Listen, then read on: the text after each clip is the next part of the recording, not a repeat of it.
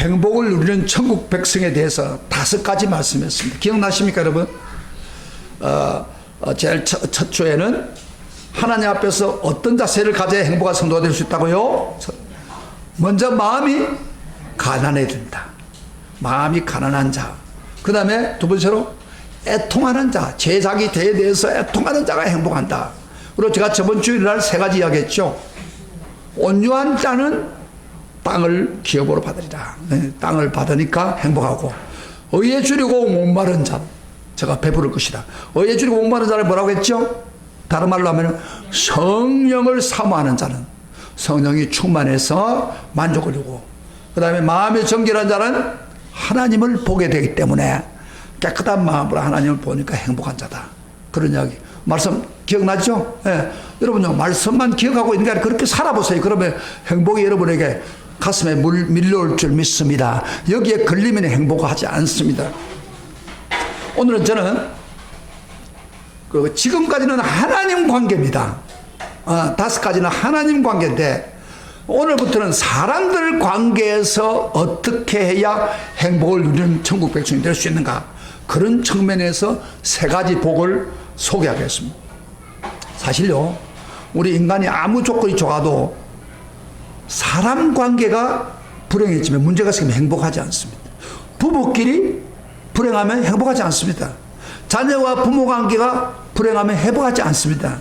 그런데 오늘 말씀은 잘 들으면 사람 관계, 어떤 관계를 바로 해야 되는가, 바로 해서 행복할 수 있는가, 그런 메시지가 오늘 들립니다. 그러니까 오늘 말씀 굉장히 중요한 겁니다. 많은 경우에 하나님 관계보다도 사람 관계가 안 돼가지고 행복을 누리지 못하는 불행한 성도들이 많습니다. 그렇게 안 되기를 바랍니다. 첫째, 자, 그러면 사람 관계 어떻게 해야 행복하느냐. 첫째, 긍휼히 여기는 자가 복이 있다고 그랬습니다. 우리 7절 다 같이 읽어봅시다. 시작. 긍휼히 여기 자는 복이 있나니 그들이 긍휼히 여김을 받을 것이며. 예, 긍휼히 여김을 받은 사람은 긍휼을 받기 때문에, 하나님께 긍휼을 받기 때문에 행복하다는 겁니다. 얼마 전에 신문에서 이런 사건이 하나 있었습니다. 천성판막증이라고 하는 일종의 심장병을 가지고 있는 애가 있었는데, 약한 애가 있는데, 학교를 다니는데 다른 학생들과 잘 어울리지 못합니다. 그러니까 이걸 악용해가지고 5명의 애들이 1년 동안을 이 학생을 괴롭혔습니다. 얼마나 그랬냐면 그 아이를 왕따시키고 학대하고, 글평만 보이지 않는 곳에 끌고 가서 두드려 패고, 라이트불로 손을 지지고, 손가락 사이 연필을 끼워서 비틀고, 군대에서 볼 수 있는 원상 폭격도 시키고. 그래서 이 학생을, 연약한 학생을, 천성방막증에 걸린, 심장병에 걸린 학생을 막 견딜 수 없도록 고통을 줬어요. 그래서 이 애가 너무 견딜 수 없기 때문에 경찰에 고발을 했어요. 그래서 경찰이 5명을 불러가지고 신문을 하는 과정에, 너희들이 도대체 이 연약한 애를 왜 이렇게 괴롭혔느냐, 약한 애를 도와주지 않고 괴롭혔느냐 했더니 하나애가 이렇게 대답했답니다. 그에게 고통을 주니까 고통에 못 이기고 비명을 지를 때 내 마음이 그렇게 즐겁더라, 쾌감을 느끼더라. 고통을 당하는 것을 보면서 마음에 쾌감을 느끼더라, 그런 고백을 했어요. 여러분, 기가 막히는, 이게 얼마나 섬뜩하게 느끼는 말입니까? 그래서 이 사건을 두고 신문에서 이렇게 인간성 파괴가 됐다, 인간성 상실하다, 그렇게 신문에 언급되었습니다. 여러분, 이 사건들은 바로 우리 시대가 사는 시대를 잘 표현하고 있습니다. 어른이나 아이 할 것 없이 더 비정하고 잔인하고 있다는 사실을 우리에게 적나라하게 보여주는 신뢰입니다. 우리 예수님 당시도 그랬습니다. 그때 다를 바가 없습니다. 그럴 때 우리 예수님이 이렇게 매정한 세상에서도 이것을 극복하려면은 바로 너희는 긍휼히 여기라, 긍휼히 여기라, 그렇게 말씀했습니다. 여러분, 긍휼히 여긴다는 말은 무슨 말입니까? 보통 우리가 사전적으로 볼 때는 뭐예요? 남을 불쌍히 여겨 돕는다는 그런 의미죠. 그러나 성경에서 말하고 있는 긍휼이란 말은 사전적인 설명으로 그 깊은 차원을 담을 수가 없는 심오한 깊은 내용을 가지고 있습니다. 이 긍휼이란 무슨 말이냐면 이런 말입니다. 잘 보세요. 성경에서 말하는 긍휼이라는 말은 흘러 넘치는 하나님의 사랑의 주체하지 못하고 긍휼이 흘러 넘치는 하나님의 사랑을 주체하지 못하고 하나님께서 한없이 약하고 악한 사람들에게 보여주는 태도다 그렇게 말합니다. 긍휼이 뭐라고요? 에? 하나님의 사랑이 막 넘쳐서 흘러 사랑에 주체할 수 없을 정도로 되어서 악한 사람의 약한 사람들에게 하나님 보여주는 태도, 이 긍휼이라는 거예요. 그래서 이 긍휼이란 말은 그 내용에 따라서 인자함으로 표현하기도 하고 성경에 자비라는 말을 표현하고 사랑이라는 말을 표현하고 불쌍히 여긴다는 말을 표현하고 민망히 여긴다는 다양한 표현으로 그 뜻을 나타내고 있습니다. 그러면 그 우리 인간을 향해서 하나님의 사랑의 그 넘치는 그 사랑을 나타낼 때 긍휼이라고 했는데, 그러면 그 긍휼을 구체적으로 어떻게 하나님 나타냈습니까? 바로 동일시 하기로 했습니다. 동일시. 여러분 따라다. 동일시. 동일시라는 단어로 나타냈습니다. 가르니에서 동일시란 말은 무슨 말이냐면은, 가령 어떤 어려운 행제가 있다고 합시다. 그 행제에게 내가 그 처지에 갖다 놓고, 나를 갖다 놓고 가능한 그 행제의 입장에 서서 보고 듣고 말하고 느끼는 행동을 하면서 그를 도와주는 태도를 일컬어 동일시하기라고 합니다.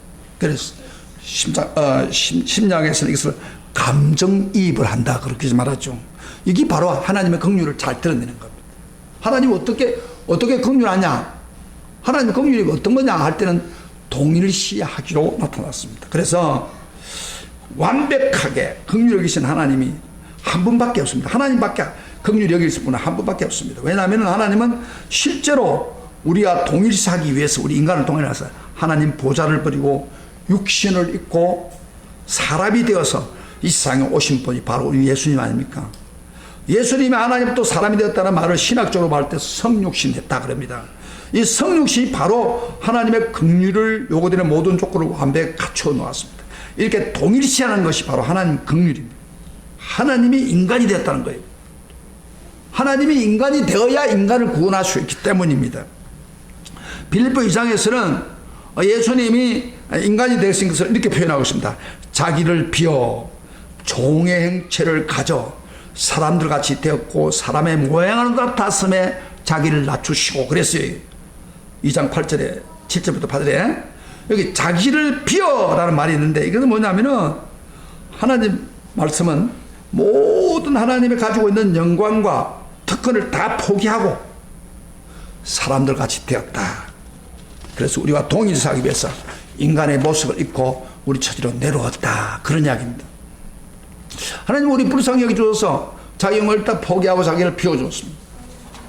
그리고 똑같이 이 세상에 와가지고 똑같이 그의 삶은 긍휼로 나타냈습니다. 모든 약한 사람들, 고통을 당한 사람을 긍휼로 나타냈습니다. 그리고 우리 인간을 불쌍히 주면서 그 하나님이, 그 예수님이 이렇게 말합니다. 너희도 긍휼한 자가 되라. 긍휼한 자. 하나님 자신이 긍휼히 베풀어 주면서 너희도 긍휼히 여기라. 그래서 긍휼한 자는 복이 있다 그렇게 말한 거예요. 우리 믿는 사람들에게. 그럼 사실 하나님이 우리를 긍휼히 여긴다고 하는 것은 실제적으로 쉬운 일이에요, 어려워요? 하나님처럼 긍휼히 나보고 약한 사람들에게 동일시돼가지고 하기가 쉬워요, 어려워요? 어려워요. 그렇지, 어떤 면은 불가능할지도 몰라요. 그럼에도 불구하고 우리 예수님이 긍휼히 주셨기 때문에 너희들도 그렇게 해라 그렇게 말하고. 근데 우리 예수님은요, 절대 할 수 없는 것을 우리에게 명령하지 않습니다. 어떤 명령을 하든지 반드시 할 수 있는 길은 모범을 보여주며 행하라고 합니다. 그럼 언제 그러면 예수님이 우리를 위해서 긍휼을 베풀었습니까? 바로 십자가를 위해서. 십자가에서 구원할 때 우리 죄 때문에 비참한 가운데 멸망받을 수밖에 없는 순간에 우리 힘으로 도저히 구원받을 수 없는데 우리 주님이 나 같은 죄를 해서 무조건 십자가에서 그 보혈을 흘려서 우리 죄를 다 씻어주시고 성령으로 인쳐주시고 아무 조건 없이 자녀로 삼아주었습니다. 하나님 자녀로. 이게 바로 하나님은 우리에게 무조건 긍휼을 베풀어 주신 것입니다. 여러분, 하나님이 긍휼히 베풀어 주지 않으면 구원받은 사람 한 사람도 없습니다. 무조건 따라합시다. 나는 하나님께 긍휼을 받았다. 아멘. 그러니까 긍휼을 받은 여러분을 향해서 긍휼을 받았기 때문에 예수님이 그렇게 긍휼히 여기라. 사람들에게 그렇게 긍휼히 해라. 그렇게 말합니다. 사실요, 지금 우리가 이렇게 살아가는 자체가 하나님 긍휼 때문에 살아가는 거예요. 이 세상은 얼마나 악합니까? 무슨 일을 당할지 어떻게 알아요? 그런데 하나님께서 불쌍히 우리를 이기사 어머니가 자녀를 치안보에 감싸는 것처럼 보호해가지고 오늘 또 안심하고 살 수 있는 거예요. 하나님 지금까지 불쌍히고 감사 주기에 이렇게 살 수 있고 하나님 앞에 예배드렸습니다. 저는 제가 목회하는 이 모든 과정 다 하나하나가 하나님의 긍휼 때문에 이곳에 와서 이것까지 목회할 수 있었다고 저는 믿습니다. 그러면서 우리 예수님이 모범을 보여주면서 너희들이 긍휼히 베풀 때는 반드시 나의 모범을 따라서 해라. 그렇게 가르쳤습니다. 그러니까 세 가지 측면에서 보여줬어요. 첫째로 우리가 어떤 사람에게 어떻게 긍휼해야 됩니까? 남을 어떻게 긍휼해야 됩니까? 우리 예수님은요, 첫째로 구원받지 못한 사람을 아주 불쌍히 여겼습니다. 누가복음 9장 27절 보면 무리를 보시고 민망히 여기시니 이는 저희가 목 잡는 양같이 고생할 유료합니다. 그렇게 이야기했어요. 우리 예수님 믿지 않은 그 당시 사람들을 볼 때 신분, 고아를 막노하고 빈부귀천을 물러가고 누구든지 불쌍히 여겼습니다. 목자가 없이 어디 갈지 모르 뿔뿔이 헤매고 있는 양처럼 보면서 그 믿지 않은 사람들을 불쌍히 여겼습니다. 이것이 바로 예수님 그런 겁니다. 자, 우리 주변에 믿지 않은 형제 자매들 많죠.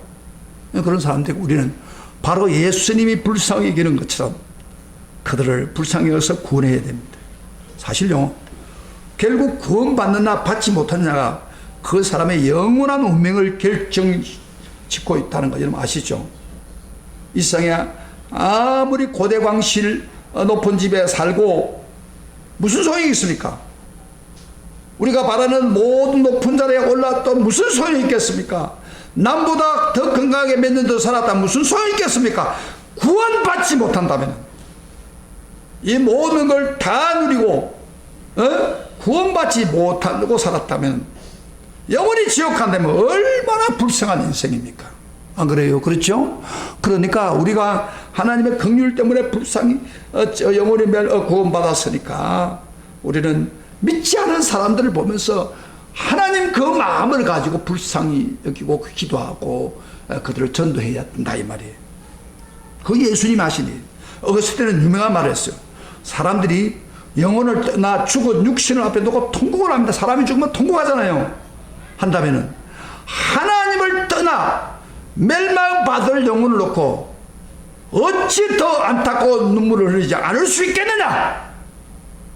사실요, 육신적으로 떠나는 거는 뭐 한 6, 7년, 70년, 80년 다 떠나가는 거예요. 인간이 다. 그걸 놓고 통곡을 하는데 영원히 하나님께 버림받아서 지옥에서 고통당하는 사람을 위해서는 더 통곡해야 되지 않겠느냐. 그걸 어거스틴 유명한 말을 했어요. 우리 주변에 친족, 가족, 친구 중에서 구원받지 못한 사람 있죠. 이런 불쌍히 여기는 긍휼한 마음을 가지고 기도하며 전도해서 그를 구해야 됩니다. 그게 우리가 할 일이에요. 예수님 그렇게 하셨어요. 그 다음에 두 번째로 예수님은요, 세상에서 고통 중에 있는 약한 자들을 긍휼히 여겼습니다.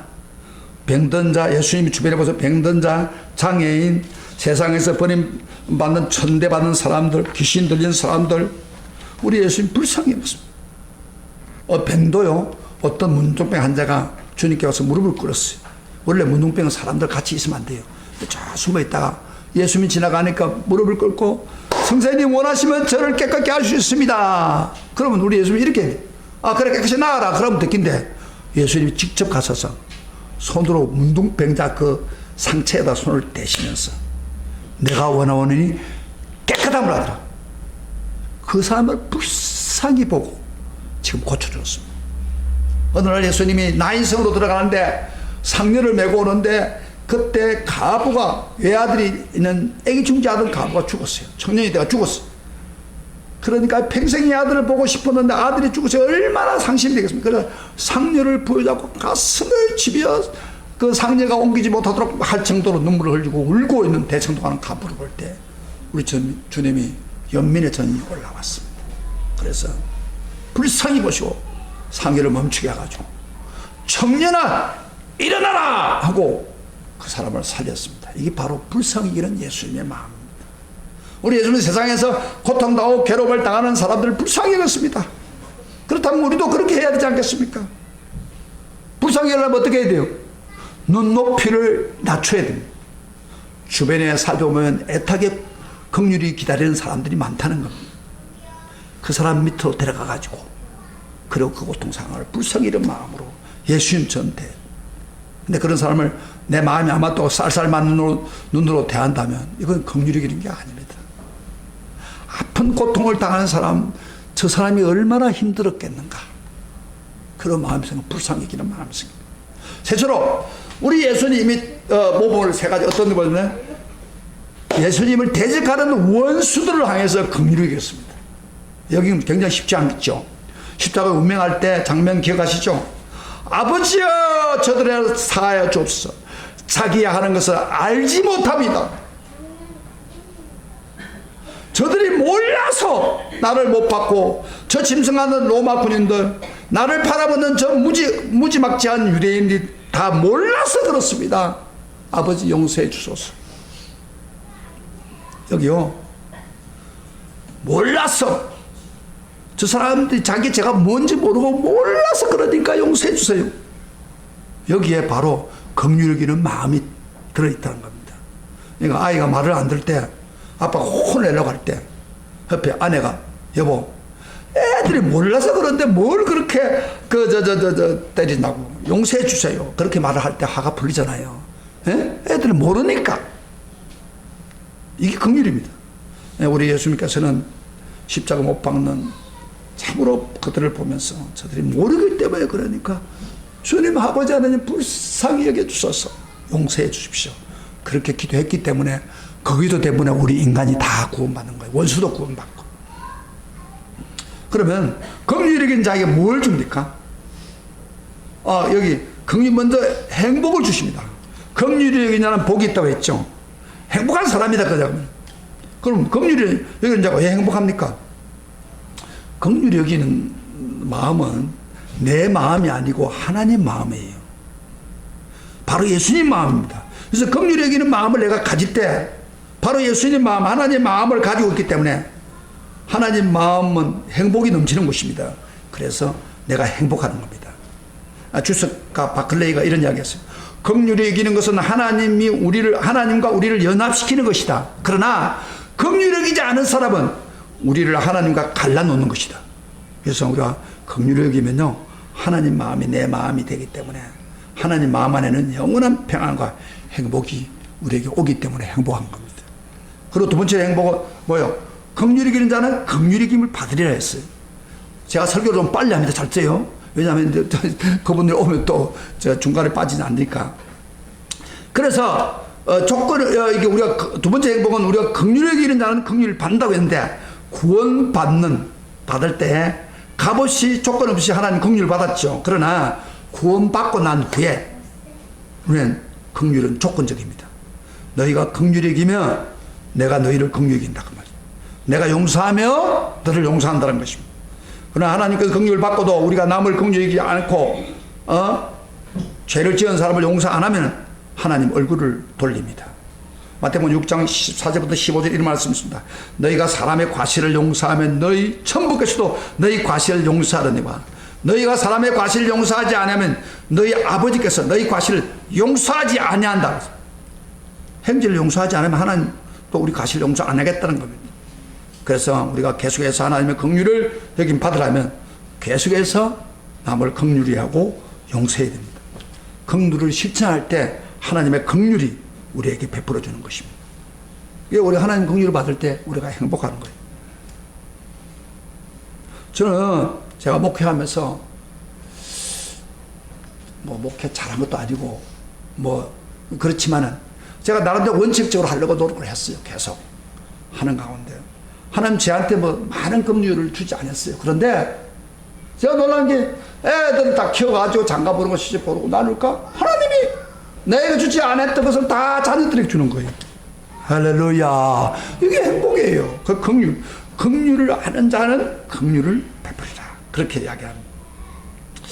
그래서 우리 여러분, 매정하고 잔인하고 더러운 악한 세상 속에 성도들이 긍휼을 베풀어서 병든 사이를 치유하고 고통과 절망에 빠진 사람들을 그리스도 앞으로 인도해야 됩니다. 우리 성도들의 긍휼을 실천해야 세상을 살만나는 사회로 바꿔놓아야 합니다. 바로 하나님의 긍휼을 체험한 우리가 바로 이 일을 해야 됩니다. 하나님의 긍휼로 하나님 백성된 사람이 먼저 우리가 이 일을 해야 됩니다. 이 세상이 왜 이렇게 무정합니까? 딱 한마디로 말하면 기독교인이 긍휼을 안 베풀기 때문입니다. 내가 긍휼의 볼자를 베풀지 않았기 때문에 세상이 무정하고 왔다하다는 거예요. 그걸 기억해야 됩니다. 그 다음 두 번째로 사람 관계에서 행복한 삶을 살려면은 천국 백성이 되려면은 합행해야 됩니다. 여러분, 예수님이 십자가에서 못 박혀 죽으시고 부활해가지고 제 아들을 처음 만났을 때 제 아들에게 하신 말이 뭐예요? 제일 먼저 너에게 평강이 있을지어다. 예수 십자가에 죽으심으로 우리 하나님과 원수된 관계를 회복하고 난 후에 모든 죄를 용서하면서 평강의 선물을 줬어요. 그 평강을 주신 바로 그 예수님이 오늘 팔복 중에서 한 가지 행복에 대해서 말씀할 때 뭐야? 9절 읽어봅시다. 다 같이 시작. 합행하게 하는 자는 복이 있나니 그들이 하나님 아들의 일컬을 받을 것이요. 합행하게 하는 자 복이 있다. 여러분요, 성경에 평강이라든지 평안이라든지 합행이라든지 그러니까 이런 말들이 좀 헷갈리잖아요. 예? 그런데 사실은 평강이나 평안이나 합행이 다 뭐요? 같은 말입니다. 우리가 번역을 좀 다르게 했기 때문에 원어는 에이레네 헬라 말이고 히브리 말로 살롬이란 말입니다. 그래서 같은 말입니다. 그래서 평강이 있으라고 하신 그분이 바로 너희들도 합행케라, 평강을 만드는 자가 되라, 그렇게 이야기하면서 하나님 아들의 일컬음 받는다고 그랬습니다. 오늘 보면은 우리 예수님이 평강을 선물로 주신 그분이 너희들도 합행케 하는 자가 되라, 평화를 만드는 자라. 영어로 보면 피스메이커랍니다. 피스메이커, 평화를 만드는 자로 말합니다. 그러면 너희들이 하나님 아들이 될 것이다. 하나님도 직접 우리가 피스메이커가 될 때에 진짜 아들로 인정해 주겠다는 겁니다. 그리고 세상 사람들까지도 내가 진짜 하나님 아들로 인정해 준다는 것입니다. 우리가 하나님 아들로 인정을 받을 때 진정한 행복을 누릴 것입니다. 오늘 그 합행케 하는 이거 굉장히 중요합니다. 원래요, 하나님은 본래 스스로가 합행하시며 우리에게 합행을 주길 원해서 우리를 이 세상을 창조했습니다. 여러분, 창조할 때 특별히 우리 인간을 만들 때 창세기 1장 26절에 보면 이런 말을 합니다. 우리 행상을 따라 우리 모양으로 사람을 만들고 그랬어요. 여기 보면 하나님이 한 분이니까 나의 행상을 따라 나의 모양으로 사람을 만들고 이렇게 되는데 왜 우리 행상을 따라 우리 모양을 만들었습니까? 여기 제가 전에 이야기했죠. 복수형에 있는데 바로 우리라는 말이 있었습니다. 바로 성부, 성자, 성령이 같이 협력해서 우리 인간을 만들었다는 겁니다. 근데 이 말은 더 중요한 의미는 하나님은 삼위일체가 서로 조화를 해서 합행을 이뤘다, 그런 이야기다. 합행을. 그래서 인간을 만들었다. 합행을 이루어가지고 했다. 어떤 신학자는 이것을 이렇게 주석을 달았습니다. 하나님은 본래 혼자 계시지 못하고 본성적으로 더불어 존재하는 신이기 때문에 하나님은 유아 독존식으로 홀로 계시는 것에 만족하지 않고 서로 사랑하는 관계 속에서 아름다운 조화를 나누며 살기를 기뻐하는 인격자임을 우리라는 말 속에 표현하고 있다. 좋은 말이죠? 그래서 우리가 했다. 하나님은 사랑하고 더불어 평화하기를 원합니다. 그래서 그 평화를 사랑하는 하나님이 인간을 만들 때 우리 행상을 따라 우리 모양대로 표현한다. 바로 하나님의 닮은 존재로 지었다는 겁니다.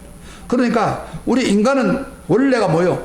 하나님 닮은 존재, 어때요? 평화를 사랑하는 존재입니다. 그리고 싸우고 다투고 미워하고 등을 돌리고 원수지고 죽이는 것 본래 하나님 만드시고 했던 인간 실존이 아닙니다. 하나님 우리 인간은 본래 인간은 평화로운 인간. 예? 서로 하여. 자, 잘 보세요.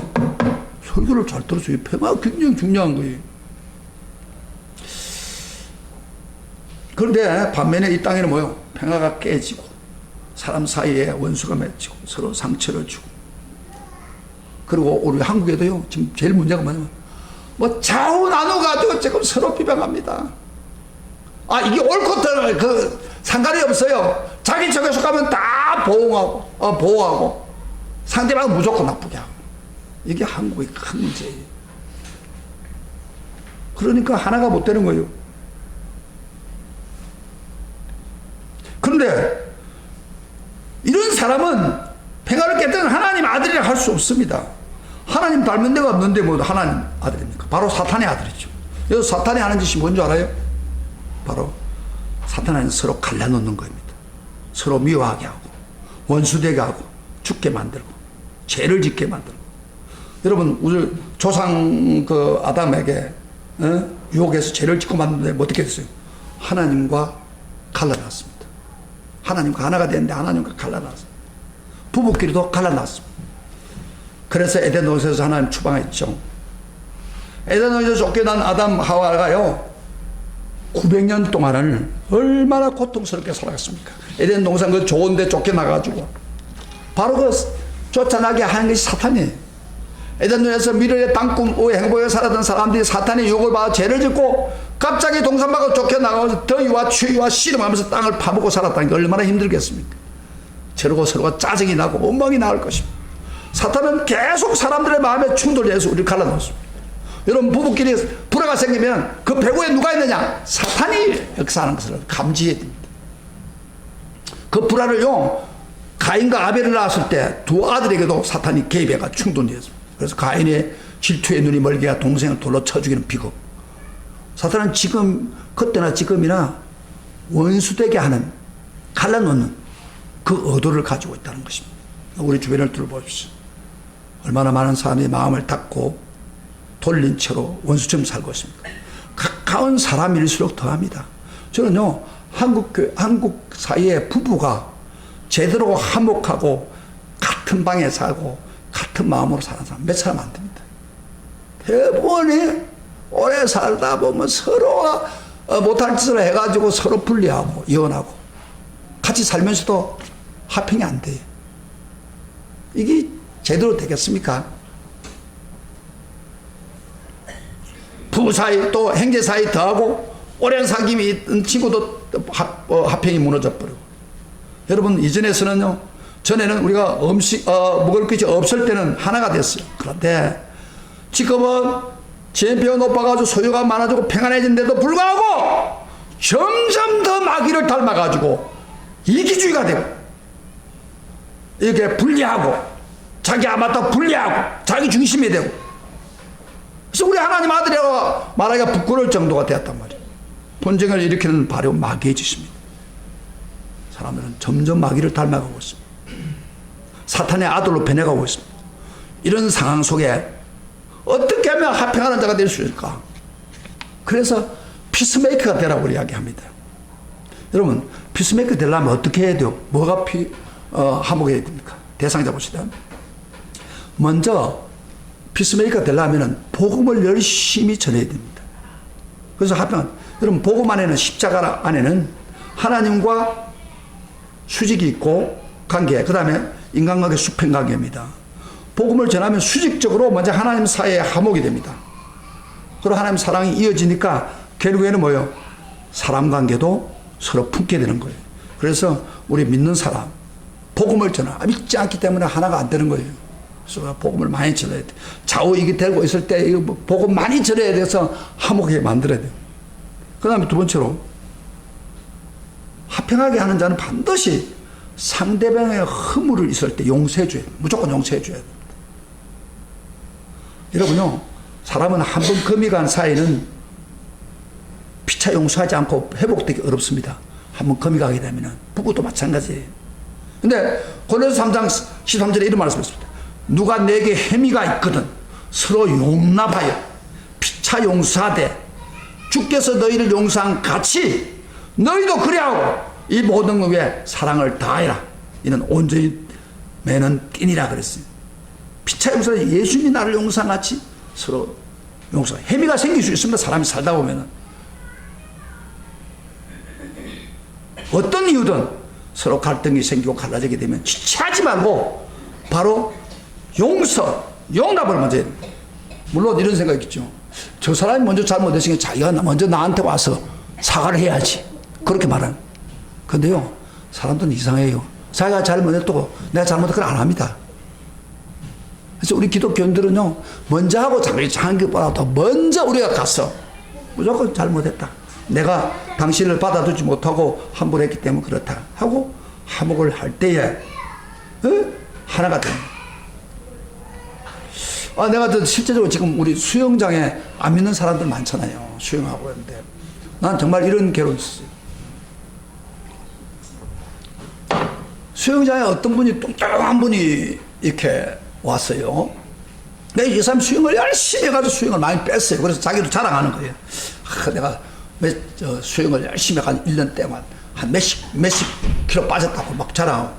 그래서 제가 가끔 옆에 있는 사람들 보면 저분이 수영을 얼마나 열심히 해가지고 살을 빼고 그러니까 여러분도 열심히 하세요. 그렇게 이야기를 하다가 마침 그 아들이 왔더라고요. 그래서 아들을 보고 내가 그래서 아들 보고 너 아버지는 뚱뚱해서 그랬는데 너는 뚱뚱하지 않은데 왜 이렇게 수영을 이렇게 열심히 해? 그런 이야기를 했더니 이놈이 나 저 아버지처럼 안 되겠다고 나보고 그러더라고요. 그래서 수영한다 그러고 끝난 줄 알았는데 이놈이 발랑 달려가가지고 아버지 보고 뚱뚱하다고 했다고. 얘들은 그러잖아요. 그걸 해야 될 말이 아니 뚱뚱. 그러니까 그 아버지가요 가다가 들어와가지고 내 멱살을 잡고 당신 나한테 뭐 살찐 거부터 뭐 도와준 적이 있냐고.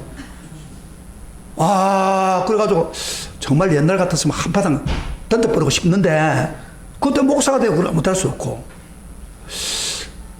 그러고 나니까 내가 뭘 이야기했냐고 그랬더니까 막 따질 수도 없고 따져봤자 그렇고 그래가지고 난리가 나쁜 거예요. 그래가지고 내가 걱정이 뭐냐면은 저놈이 저 애가 계속해서 수영장 나오긴데 저놈 보면서 내가 어떻게 마음 편하겠냐 그런 생각이 들더라고요. 그래서 예수님 정신을 가지고 한번 가자. 그래가지고 그 다음날 바로 제가 그랬어요. 내가 말을 조금 무리하게 했는 것 같다고. 의도는 그게 아니지만은 어쨌든 미안하다고. 그래서 내가 먼저 풀어버렸어요. 그 애도 좀 무서워 해가지고 내가 그 애 만나도 그렇게 괜찮아졌어요. 근데 내가 만약에 저놈이 저럴 수 있어. 나이도 몇 살 안 되는 기 들어보지도 않고 이렇게 따졌으면 어떻게 됩니까? 그 사람하고 계속해서 나쁜 관계를 가질 겁니다. 여러분들요, 사람 관계를 하다 보면 나도 모르는 사이에 막 문제가 생기잖아요. 그럴 때 정말 하나님 자녀 같은 사람은 어떤 사람이야? 먼저 합행케 하세요. 할렐루야. 따라합시다. 우리 하나님 믿는 사람은 크게 해봐요. 우리 하나님 믿는 사람은 합행케 하는 사람은 먼저 하야 하자. 할렐루야. 먼저 해. 그러면 그 사람이 풀어지는 거예요. 사람이. 어쨌든 결과는 내가 그걸 안 했지만은 결과적으로 그렇게 됐다고 그렇게 이야기를 하면 풀어주는 거예요. 그 사람이. 여러분, 아브라함 같은 사람은요 굉장히 피스메이킹에 적합한 사람이에요. 아브라함이 조카 롯을 다리고 있는데 점점 재산이 많아졌어요. 재산이 많아졌는데 양쪽에 가축이 많다 보니까 그 당시에 막 서로 다툰단 말이에요. 서로 먹으려고. 그러니까 그만 아브라함도 들었고 그 다음에 롯이 들으니까 기분이 불편한 거예요. 그럴 때 아브라함이 안 되겠다. 또 조카하고 이렇게 사이가 나빠 안 되겠다. 그러면서 이렇게 이야기했어요. 야, 아브라함 조카를 부르고 우리가 권력이 아니냐. 친족 간에 싸우면 안 된다. 자, 내가 동을 선택하면 내가 서를 선택하고 내가 오하면 내가 자겠다. 그리고 우리 따로 살자. 너무 가축이 많으니까 그걸 제안했습니다. 그런데 롯이 그 말을 듣자 먼저 좋은 땅을 차지해버렸어요. 삼촌이 먼저 하지 그런 게 없어요. 딱 차지했어요. 그래서 갔어요. 오늘 아브라함이 이제 좀 나쁜 땅을 차지했는데 아브라함 평화가 재산보다 더 중요하다는 것을 믿었기 때문에 형제 사이가 더 중요하기 때문에 내가 좀 손해보더라도 해야겠다. 이게 바로 화평을 행하는 사람이에요. 화평케 하는 사람이에요. 그런데 하나님이 아브라함이 찾아왔어요. 바로 그러고 난 후에 아브라함 보고 하는 말이 너 있는 곳에서 동서남북을 쫙 바라봐라. 이 땅 다 내게 주겠다. 할렐루야. 아멘. 그렇게 해줬어요. 그렇게 해서 하나님도 피스메이커를 좋아하기 때문에 하나님 복을 더 주신 거예요. 그래서 우리는 성도는 분쟁이 있는 곳에 평화를 심어야 됩니다. 복을 전하고 용서하고 힘써 평화를 지켜야 우리 주변에 있는 담이 무너져 버립니다. 교회 안에서 담이 있는 사람이 있습니까? 빨리 풀어야 됩니다. 빨리 푸는 사람이 진짜 믿음의 사람이에요. 행복한 사람. 여러분, 우리 예수 믿는 사람이 피스메이커로 보여주지 못한다면 이 땅에 소망이 있겠습니까? 여러분, 이 땅에 평안이 있겠습니까? 노, 아닙니다. 우리 믿는 사람이 화평케 해줘야 바로 이 세상이 풀어지는 겁니다. 세 번째 한 가지만 더 봅시다. 시간이 좀 많은데 빨리빨리 하겠습니다.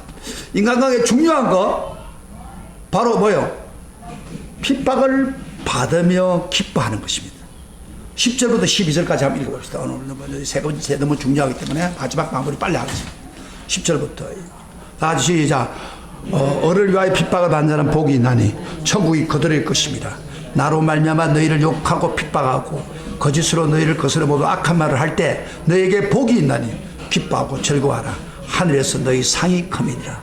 너희 전에 있던 선지자도 이같이 박해하였느니라. 여기 어를 위해서 핍박한다는데 뭐가 뭐예요? 이건 바로 10절에 반복해서 말하죠. 예수님 때문에 박해받는 것. 옛날에는 핍박이라 말했는데 이게 박해라 말을 했죠. 요새 구역에서는. 어쨌든 예수님 때문에 핍박받는 거예요. 그래서 우리 꼭 알아야 할 것은요, 우리가 핍박을 받는 게 꼭 감옥에 끌려가 고생하고 순교해야 핍박과 박해를 받는다고 생각하는데, 여기 예수님 뭐라고 했어요? 우리가 예수님 때문에 뭐요? 욕을 먹는다든지, 예수님 때문에 모욕을 당한다든지, 예수님 때문에 중상모략을 당할 때 바로 핍박을 받는 것이다 그랬어요. 여러분, 이 핍박은 이렇게 신앙이 서러움의 핍박을 받는 곳에만 일어나는 게 아니고 신앙의 자유가 보장된 우리 사회에서도 일어날 수 있고 직장에서 일어날 수 있고 그렇습니다. 그런데요, 주님은 이런 박해를 받을 때 뭐라고 하셨어요? 12절에 봅시다. 다시 시작. 기뻐하고 즐거워하라. 하늘에서 너희 상이 큽니다. 너희 전에 선지자들 이가지 마라. 기뻐하고 즐거워하라 했어요. 믿지 않은 사람은 어떻게 해요? 박해 받으면 보복하고 어린애가 같이 뽀르뚱하고 그 금융자들은 좀 참을 수는 있을지 모르나 기뻐하지 않아요. 그런데 핍박과 박해 핍박할 때 기뻐하고 즐거워하라. 누가 보면 이렇게 표현합니다. 기뻐 뛰놀라 그랬어요. 여러분, 박해를 받는 게 얼마나 힘이 드는데 이거 기뻐 즐거워하라. 왜 그래요? 왜? 하늘에서 너희 사이 크기 때문에. 핍박을 받을 때, 욕을 받을 때, 예수 때문에 욕을 받을 때 기뻐하고 즐거워하라. 하늘에서 상이 크기다. 하늘에서 상. 하늘의 상은 두 가지입니다. 한 가지만 더 약해요. 첫째는 뭐예요? 천국이 저희 것임이라고 했어요. 의를 위해서 핍박을 받는 자는. 근데 여기 팔복에 보면 제일 먼저 마음이 가난한 자는 복이 있나니 천국이 저희 것이라고 그랬는데 그거 차이가 뭐냐? 마음이 가난해야 복음이 들어온다 이 말이에요. 그래서 복음이 시작되는 걸 이야기하는 거예요. 그러나 뭐요? 여기 9절에서 어를 위하여 핍박하는 천국이 절개당한 것은 구원이 완성된다 그런 이야기입니다. 그러니까 완전히 100% 구원받는다 그 말이에요. 마음이 가난해가지고 천국이 일하다가도 그다음 그런 일을 떠나는 사람도 있는데 끝까지 참고 박해를 견디면은 바로 천국을 완성합니다. 그 천국에서 또 상급을 받습니다. 지금 이런 이야기입니다. 그래서 우리가 핍박을 받을 때에 천국이 확실해집니다.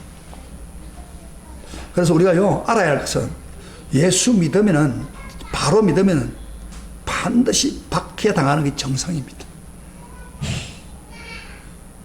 여러분, 사도 바울은요 복음을 전하다가 유대인에게 돌아맞았어요. 돌에 맞아 찔찔 끓고 나갔어. 근데 어떻게 죽은 줄 알았더니 깨어났어요. 그러면 죽은데 깨어나서 어떻게 하겠어요? 아이고 나 이제 전도 안 하겠어 하고 가야 되는데 사도 바울은 뻘뻘 일어나서 전에까지 전도했던 데를 또 가서 그들에게 복음을 전하고 위로하면서 이렇게 말했습니다. 우리가 하나님 나라에 들어가려면 많은 환난과 박해를 겪어야 할 것이니라. 사도 바울은 매를 맞고 다 죽게 되는 순간에도 당연히 예수 믿는 사람은 박해를 받아야 된다 그렇게. 그러면 왜 우리가 핍박받아야 됩니까? 예수 믿는다고 하는 거. 다른 건 잘못한 거 없는데. 요한복음 15장 18절부터 20절까지 우리 다 같이 찾아보서 한번 읽어보고 말씀 마무리하겠습니다. 요한복음 빨리 요한복음 마태 마주 요한복음 15장 18절부터 20절. 왜 우리가 핍박을 받느냐고 믿는 사람이. 시작. 세상이 너희를 미워하며 너희보다 먼저 나를 미워할 줄 알라. 너희가 세상에 속하였으면 세상이 자기 것을 사랑할 터이나 너는 세상에 속한 자가 아니요 도리요 세상에서 나의 택함을 입은 자요 세상이 너를 미워하느니라. 사람들이 나를 박해하시면 너희도 박해할 것이요. 그런 이야기. 여기 무슨 이야기냐면은 딱 한마디로 요점한다면 왜 세상 사람들이 우리 핍박합니까? 바로 우리가 세상에 속한 자가 아니다 이 말이야. 어디에 속한? 예수에게 속한 사람이에요. 예수님에게 속한 사람이기 때문에 핍박받는 거예요. 예수님의 핍박을 것처럼 나도 핍박받는다 그래. 그게 중요합니다. 그래서 우리가 예수를 제대로 믿으면 뭐예요? 핍박을 당합니다. 당하는 게 정상이에요. 대충 예수 믿는 사람은 핍박 안 받아요. 잘 봐요. 잘못 믿고 있는 사람은 핍박 안 받아요. 핍박 받을 줄 안 하면 되니까. 피하면 되니까. 그건 진짜 예수 믿는 사람은 아닙니다. 예수 믿는 사람은 핍박 받는 거예요. 받아도 당연한 거예요. 정상이에요. 왜? 우리가 예수에 속하기 때문에. 할렐루야. 우리가 예수에 속한 증거가 뭐예요? 핍박 받는 거예요. 그걸 기쁨으로 받았어요. 로마에 가면은 여러분 성지순례 가면 로마 한번 가보세요. 콜로세움이라고 하는 유명한 건물이 있고 카타콤바라고 하는 건물이 있습니다. 콜로세움은 뭐냐면은 사자 굴속에 짐승에 찢겨 죽어서 하는 그런 장면을 상상합니다. 그게요 성도들을 거기다 집어여 가지고 사자가 들어와서 막 뜯어먹고 그럼에도 불구하고 그들은 박해를 견뎠습니다. 그리고 카타콤바라는 데는 뭐냐면은 아주 지하입니다. 지하. 햇빛도 안 들어오는 지하 몇 층이 있어요. 그 밑층에 사람들이 살다가 특별히 그 성도들이 피해서 신앙을 지키러 살다가 마지막 죽어서 그들의 그 시체를 묻어놓은 그런 흔적들. 다 초대교회 성도들은 뭐요? 핍박을 감당했습니다. 심지어 핍박에도 직장 떨어지고 죽임을 당하고 그런데도 그들은 계속해서 핍박을 당했습니다. 서문학 감독인 폴리갑은요 이렇게 순교당했습니다. 박해자가 와서 폴리갑이 이랬어요. 화형을 취하기 전에 내가 만약 지금이라도 로마 황제에게 숭배하고 그리스도를 부인하면 지금 박해한 것을 그대로 두고 너를 특별히 대우하겠다 그랬어요. 그때 폴리갑은요 서문학 감독 폴리갑은 유명한 말 했습니다. 83년 6년 동안 나를 믿게 하고 나에게 말할 수 없는 은혜와 사랑으로 나를 대우한 나의 왕 우리 주님께 지금 이 자리에서 어렵다고 부인할 수 있겠습니까? 나는 그를 영원히 사랑합니다 하면서 화형을 당하면서 순교를 당했습니다. 여러분요 많은 성도들은 다 핍박 가운데서 이겨나갔습니다. 그러면 지금은 핍박이 일어나지 않느냐? 지금요 리더 다이제스트의 기사에 보면은 20세기에 1900년 때에 100년 사이에 2억 내지 2억 5천이 예수 믿는 핍박 때문에 어려움을 당했다고 그러고 있습니다. 그래서 지금 해국교회 선교사로 간 사람들은요 많이 죽임을 당합니다. 북한에서 쓴 책 중에 보면은 포로수역서라는 책에 보면은 예수 믿는다고 보위부에 끌려가가지고 거의 80%가 예수 믿는 것 때문에 얼마나 고문을 당해가지고 이 사람이 정상으로 걷지 않고 막 이렇게 거꾸로 걷는 그런 장애이 됐다고. 지금도 예수 때문에 우리가 핍박을 많이 받습니다. 그래서 디모데후서 3장 12절에 그랬습니다. 무릇 그리스도 안에서 경건히 살고자 하는 자는 박해를 받으리라. 여러분 우리가 진짜 신자는 박해받는 게 정상이에요. 왜? 전도하면 박해받잖아요. 그래서 왜 그러면 또 우리가 기뻐하고 저러 가냐? 한 가지 더. 바로 최고의 상과 복을 받기 때문에 너희 상이 크민이라. 여러분, 이 상을 하나님 주십니다. 천국으로 명확하게 가게 하고 천국에서 구체적으로 핍박을 받았던 그 고통들을 다 갚아주십니다. 할렐루야. 아멘. 이게 우리가 왜 박해를 기쁨으로 받았지 않겠습니까? 자, 오늘 세 가지만 이야기했습니다. 사람 관계에서 뭐요? 긍휼히 여기는 자. 그 다음에 두 번째로 뭐요? 합행케 하는 자. 피스메이커. 세 번째로 바로 핍박을 감수하고 받는 사람. 바로 합행하는 겁니다. 이 예수님 말씀을 가지고 적용하면은 세상을 변화시키고 우리는 항상 행복한 삶, 어떤 상황에서도 행복할 수가 있습니다. 자, 마지막 이런 말씀드립니다. 여러분 가정 평안하십니까? 여러분 자신이 평안하십니까? 여러분 사람 관계가 평안합니까? 사람에게 긍휼히 여기는 사람에게 긍휼히 여깁니까? 정말 핍박을 견딥니까? 핍박에 원망하지 않습니까? 오늘 이 말씀 생각하면서 주여 정말로 이 세 가지를 잘해서 하나님께 축복받는 성도 되게 해 주옵소서. 우리 다 같이 찬양 하나 합시다. 우리